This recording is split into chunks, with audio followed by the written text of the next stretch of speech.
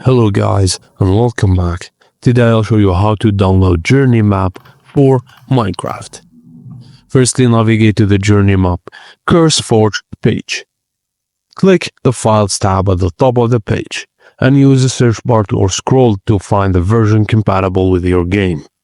Press and hold the download button next to your chosen version, then save the .jar file to a safe location for later use.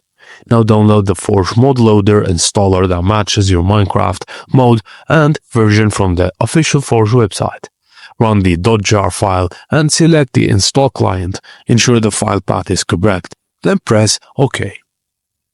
Now open the Minecraft launcher and go to Installations. Locate your Forge profile and press the folder icon on the right. In the file browser, locate or create a folder named Mods.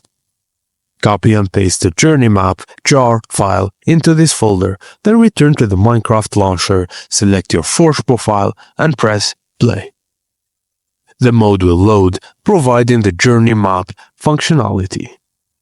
Now all you have to do is install the server. Just prepare your server, match your server version and upload the mode. And that's it guys, as simple as that. Thank you for watching and please don't forget to like and subscribe for more.